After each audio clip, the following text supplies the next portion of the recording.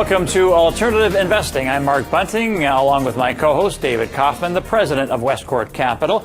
Now, this is the show where we shift our focus away from stocks and bonds to explore investment concepts that help you break away from the pack and potentially capitalize on some big gains. This week, we're going to discuss how to protect yourself and even profit as markets reel on global debt fears. We'll look at ways to increase your wealth over the short, medium, and long term. And joining us this week is Craig Machel. He's Associate Portfolio Manager with Macquarie Private Capital. Nice to see you. Great to be here. Thanks, Mark. Now, as evidenced by what we're seeing primarily in equity markets lately, there is a lot of fear out there. Right. What should investors be thinking about right now? Well, they should be thinking about a lot of things and what fears are important to them and which fears are going to be most impacting. Taking a step back from all that, if we can sort of reflect on what's important here and what's going to measure long-term investment success, for most people, it's pretty simple. You know, it's a matter of protecting when risks are apparent. It's a matter of growing in a consistent, relatively, as best can be, tax-efficient manner. That's the simplistic version. If we're going to do that, it's become clear over the years that investing in a traditional sense is really not the best way to go about it.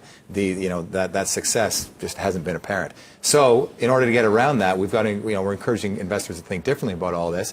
Still applying common tenets of investment strategy. Diversification, think differently about diversification. We'll talk about that as we go. And long-term horizon, long-term time horizon, very important, but don't give up the short-term horizon along the way. And really, what's going to come of all that is a new benchmark, a benchmark unique to individuals as themselves, which has nothing to do with the relative returns of the indexes. It's all about the path and the experience at the end. Let's just explore that before you go on, because Sure. One of the things that I see every day is that investors tend to want to be relativists in a bull market. So what did you do relative to the market today? Right. And they want to be absolutists in a bear market. So they want to say the market was down, but I moved forward. How do you deal with that as, when your clients walk in the door and you create their new personal benchmark for them? Right. Do you have to prepare them for the fact that there are going to be markets when they underperform the market? That's exactly right. It's a matter of education, and again, it's a matter of thinking differently about all this and understanding that, relatively speaking, you are going to well and truly underperform the market when markets are raging higher. But if you're interested as an investor in terms of creating consistency in your portfolio and the growth of your assets, and demographically, I can tell you that's becoming more and more prominent here, today. Then yes, it's a matter of different education and a different way of thinking about it all. Sorry, go ahead. I was going to ask, how important are emotions for investors and controlling them? It's really important. It's an interesting question. I was in here last week, and I think it was Francis who asked me about incoming calls. And the calls that I have from clients, it's quite infrequent in the sense that my clients have become educated in the sense of how to create that consistency and how to brace the falls. That said, there is a lot of fear out there, and there's a lot of uncertainty. So, there are some calls coming in, certainly, but the emotions are in check mark is the bottom line. Mm-hmm. So we open the door, we see the Grim Reaper there, we experience fear. Then we go to another door because, as you just mentioned, we want to have more tools in the toolkit. We want to explore the alternative investment universe. Right. I actually think we have a board for this to show how broad that universe is. Right. So we open that door, and now we experience a different kind of fear, which is bred from ignorance and sheer size. Mm-hmm. So what are the alternatives that we might want to think about in a macro sense from the 60-40 that we might begin with, from a default of equities and debt or credit into to navigate the alternative investment universe? Right, and we'll bring that board up in a second. And there's an incredible array of choices out there, and it's far beyond what was typically the 60-40 strategy. Bonds and equity. We now have a lot more resources and tools to choose from.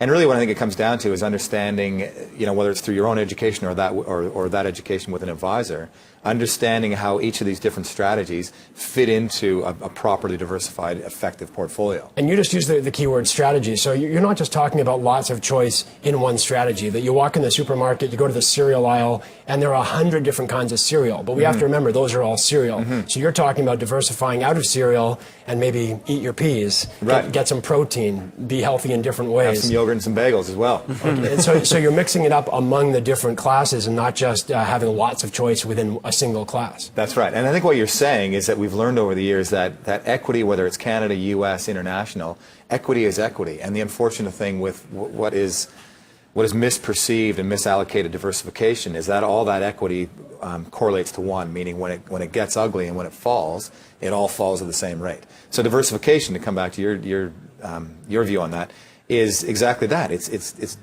diversified strategies which all have their own edge and their own skill set in order to be successful through any sort of reasonable market. And here's cycle. a look at the alternative investing universe. As you say, it does looks a little imposing on first glance. It's a little daunting, but again, it comes down to your unique position, an investor's unique position, in terms of tax needs and income needs and growth needs and family needs.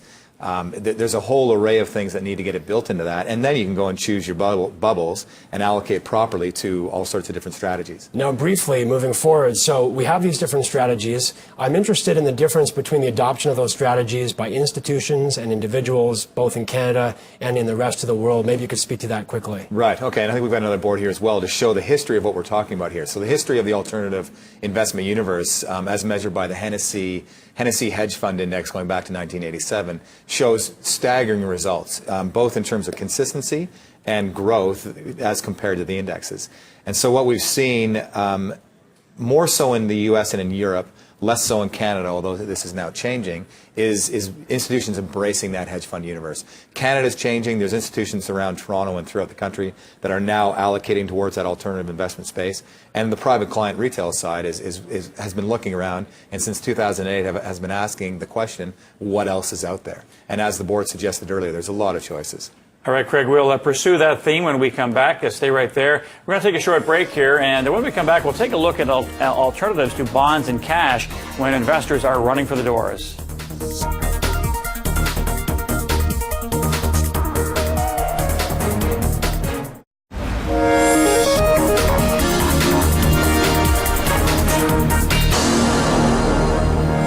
Welcome back to Alternative Investing. I'm here with my co-host, David Kaufman, president of Westcourt Capital. This week, we are discussing your wealth over the short, medium, and long term as fear grips the markets, and what you can do about it in terms of alternative investing. We still have Craig Machel with us. He's associate portfolio manager with Macquarie Private Capital. And you were talking earlier, Craig, about the Hennessy Hedge Fund Index, which has vastly outperformed equity markets and bonds and so on. So for many, many years, going back to the late 80s. That's right. I mean, this is a measure of a basket of hedge funds, alternative investments with a variety of styles and objectives and risk parameters and such. But the premise is, going back to 1987, as you can see on the board here, there's been fantastic growth and consistent growth in that basket of hedge funds. There's two interesting things along the way. Yes, if you are able to, which you're not, able to invest in that hedge fund index, you would have fell short of the NASDAQ during what was the top of the bubble in 2000. But more importantly, up around 2008, when the world was falling, the equity markets were falling apart, yes, the hedge fund world fell apart as a whole, as a basket, but it was only a 20% decline. And here we are today, back above that high water mark, which occurred back in 2008. Equity markets are still yet to be there. So it's been fantastic growth, and really, you can take it off your to-do list. This is something you can still invest in. I mean, it's been a matter of 25 years. In fact, going back to 1960, we can still invest in that area. Hey, Craig, even though the equity markets get a lot of print because they've been extremely turbulent, especially as of late and certainly through 08, 09. It's really also there's issues with the fixed income component of portfolio construction. Absolutely. Because as we've discussed numerous times on this show, long bondholders right now are looking down the barrel of the double whammy of having potentially negative real returns and having the value of their capital diminish at the same time. That doesn't mean that there aren't choices in the credit markets that work. So once we're on the theme of alternatives and diversifying, talk to us about what some of those options are right now. Right, and it's a fantastic point. And I think investors are coming to realize that A, they're not making money in the bond portfolio. B, they're being taxed to death if it's in a taxable account. So what are all the alternatives out there? Big market, is it 10 times the size of the equity market in terms of trading? I'm not exactly sure, but it's a huge market. And there's strategies out there which will go about it in many different ways. For example, one strategy that we're using actually reduces the risk of interest rates rising. So there's means by taking off that interest rate risk and then actively and strategically buying long and short credits, or the value of bonds in certain corporations. So it's a great way to go about it. We're reducing the risk of rates rising, which is basically a given, at some stage along the way here, and getting returns in a consistent fashion without those risks. Craig, do you find it's difficult to get clients away from the idea of the classic 60-40 split? And are Canadians inherently more conservative and maybe less willing to budge from that sort of mantra? Oh, I think they have been, but I think with the shakeout that we've been through in 2008, and I think with the overhang here we are today in the middle of 2011, and the fears that, from my standpoint, are going to be, not fears necessarily, but the issues that are going to take years to shake out of these markets. Investors are realizing that by being a participant in the equity market doesn't necessitate that you are going to earn 8% a year. And by being a participant in the bond market doesn't mean you're going to be earning 5, 6, 7% a year either. No, and I've found to that point that if you can keep people, if they've gotten used to this concept of the pigeonhole, that they have to be in equity or debt because that's the way it is, that if you can then find alternatives that more or less neatly fit into one of those categories, that you can have more success when it comes to discussing that with your clients. So you were mentioning about the idea of having a credit fund that would strip out the interest rate risk, because in any bond we have interest rate risk and we have credit risk. And I think there are also other ways that you can take the interest rate risk, but then strip out the credit risk. Is that right? Yeah, it's amazing. That's the whole premise here. You've hit it in the sense that there's other alternatives out there, but rather than being by simply long bonds and long equity. Quite contrary to what we talked about earlier in terms of a credit manager, is a rate manager. So there's a group of guys here in town that are doing fantastic things in terms of managing rates. They're not interested in credits, they're simply interested in rates, real return bond rates, things like that, both on the long side to make money in countries like Brazil where there's a big coupon available to them. Conversely, on the short side are countries that are going to have to start raising rates and have their own economic domestic issues, and we all know what those countries are. So that's a complete contrarian view to what we talked about earlier. But again, it's a means of being in the income market and gaining consistency in terms of returns. What would you say the sentiment is right now towards alternatives globally? Growing. There's a positive movement, absolute positive movement towards seeking out other ideas, right? And we've talked about it in the sense of understanding that bond markets are soon to suffer in a traditional way. Equity markets are fraught with all kinds of volatility and risks. What are the alternatives out there? Another good example on the income trade, if you want to talk about that, it's not a bond strategy as such, we should make that clear, but another class, another asset class, which most people understand really well, is the real estate class, right? And to take on yield, whether it's through property and or through mortgage ideas, to take in that yield is a fantastic way to go, maintaining a stable capital base, which is a big part of the reason why you want to be in fixed income anyways, is to maintain that capital stability. Well, let's understand this a bit more, because we have done shows both on real estate equity and real estate debt. And the thing about real estate equity is that sometimes it looks like a bond because it pays cash on such a consistent basis, but it's not fixed income. Whereas if you have a mortgage fund, for example, it technically is fixed income because it's a basket of debentures, essentially, with real estate being the asset class that's backing them up. You mentioned that people are comfortable with the notion of investing in real estate as an asset class because it's something that they understand and that they hear about. How much time do you spend trying to be more technical about, this particular real estate investment is more along the lines of an equity investment, this real estate investment is more like a bond? Interesting question. I think it's a matter of understanding the... It's a matter of bridging the gap between the two of them. And there are public investments in the real estate market which we own and we can use. The downside there is you're subject to the movements of the public markets. The other side of it is understanding that there's means to invest in private real estate ideas, which from my standpoint would be a little more attuned to the bond side, where you've got that inherent capital stability. And we can't talk about credit without talking about leverage. Everyone knows the story about long-term capital management. How much, if any, leverage is appropriate when we've got the fire trucks going by because there's emergencies all around? How much fear do we have to deal with, and how much is leverage going to help or hurt in dealing with that fear? Right. Leverage is a fantastic thing. It's well and truly a fantastic thing when it works in your favor. It's pretty simple. When it goes against you, it can hurt and cut pretty bad. It's a knife that, it's a double-edged sword, really, is what it comes down to. So from my standpoint, from my view, understand what your managers are doing in the way of employing leverage. And if you're comfortable with that leverage, knowing that you're not certain as to what could go wrong or when it's going to go wrong, but when it goes wrong, leverage is going to hurt you badly, you choose. Whether it's a 2-to-1 ratio, which I'm typically comfortable with, you can take it all the way up to 10-to-1. I'd be a little less comfortable with that, a lot less comfortable with that.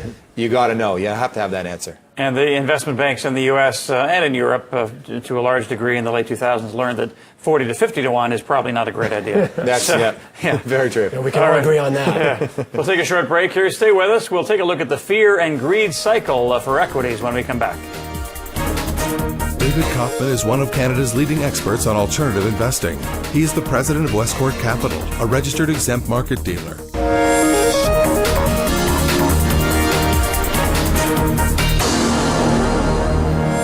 Welcome back to Alternative Investing. I'm Mark Bunting, along with David Kaufman, the president of Westcourt Capital. This week, the topic is increasing your wealth over the short, medium, and long term while fear grips markets. And we're still with Craig Machel. He's associate portfolio manager with MACQUARIE Private Capital. Now, over the course of time, it has been proven that if you're in the markets long term, talking about equities, you do make compound returns and you wind up being up. However, if you're in or out of the market at the wrong times, then you could be in a lot of trouble. Correct.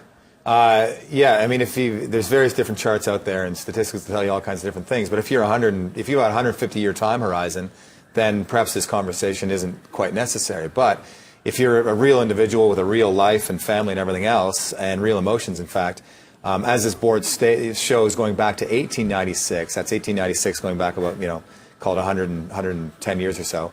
4 bull market runs, 4 bear market runs. If you find yourself in a position where you're saving and growing your assets in one of the bear market runs, it could be a really, really tough exercise. And the most recent one, notwithstanding right now, or the current times, 10 years back, we haven't really moved at all in the index.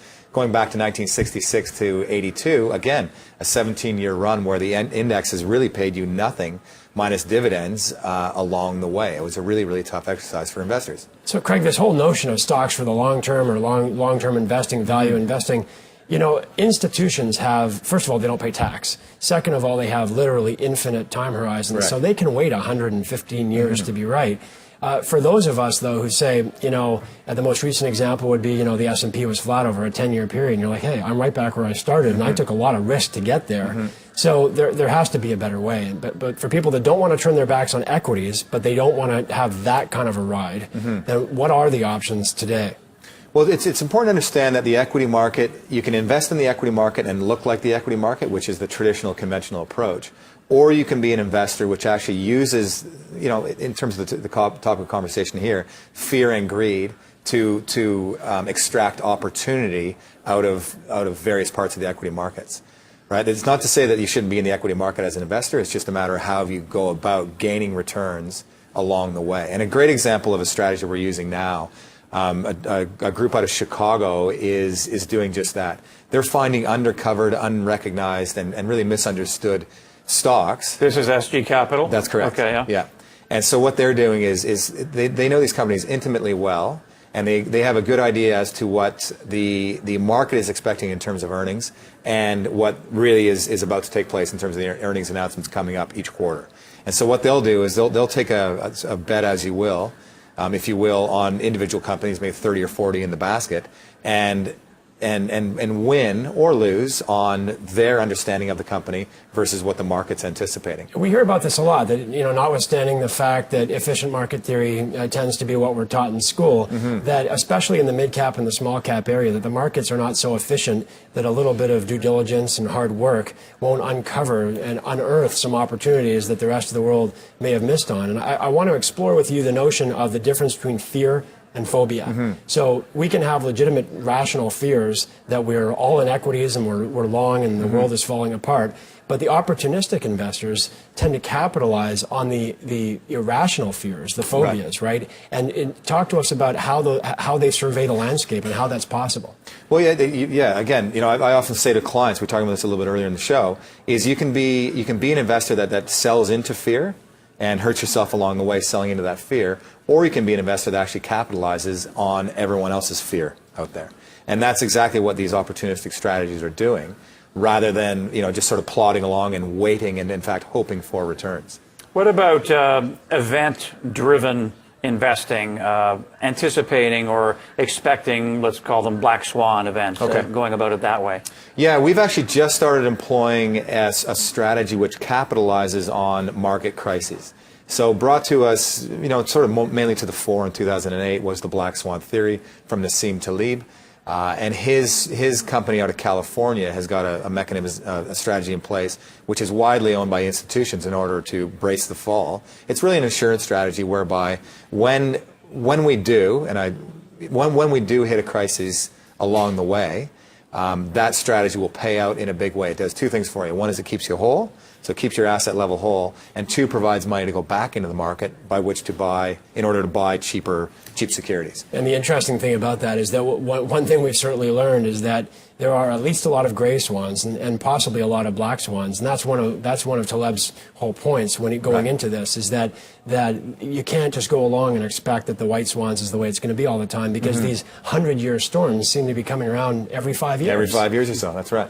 Yeah, it's a very hopeful strategy otherwise, and it's actually a philosophical conundrum. Do you want this strategy to pay out or not? I have some clients that really want it to pay out. I have others that don't. But the premise is, when the crisis hits, and again, we don't know when these are going to hit, and we don't know how severe they're going to be, it's a matter of being paid out as you would on your fire insurance. The house comes down in the matter of a fire, you're paid out and you're made whole. It's a really interesting mechanism. We hear all the time about these massively popular and enormous hedge funds run by superstar hedge fund managers. We hear about people like Warren Buffett ruling the roost.